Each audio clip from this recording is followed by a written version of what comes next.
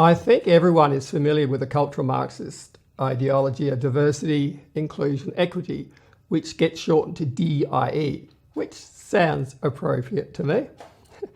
So, as an NLPer, I thought I would apply diversity, inclusion, and equity to the corporate socialism that is steadily taking over the world.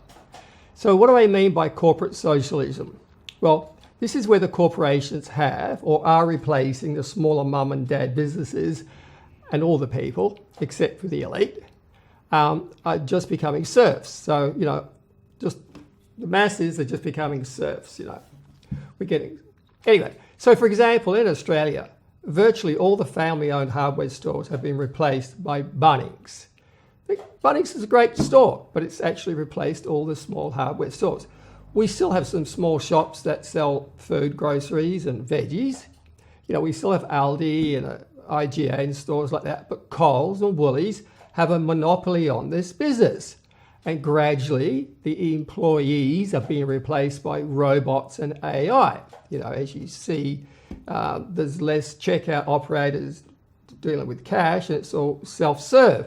And then maybe in a year or so, they're going to have it so that when you take a product off the shelf and you put it into the cart, it gets automatically scanned against your credit card, for example. So when you leave the store, it's actually automatic. Whatever you have in the cart will be debited from your account.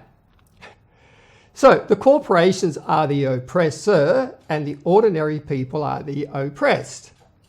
And within many of these corporations, the executives are applying the D.I.E model and hiring people based on race, gender, and minority status rather than merit. Fair enough. If that's what they want to do, then that's their choice. But what I would like to see is the diversity, inclusion, equity model applied to the actual business world from the outside. So according to the D.I.E model, the corporate giants are the oppressors and the mum and dad businesses are the minority groups. They are the oppressed. So to rectify this disparity, what we need is more diversity in the business sector. And government should bend over backwards to support small business.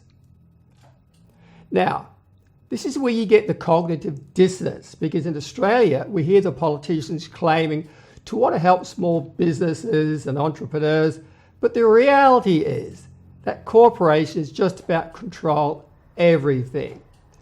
For example, look at how many McDonald's stores there are worldwide. Franchises are antithetical to diversity, inclusion, and equity.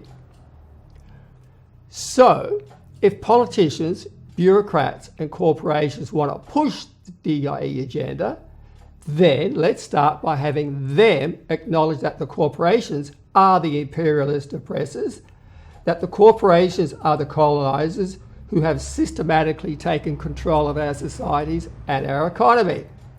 And as such, the corporations need to make amends for their history of oppression.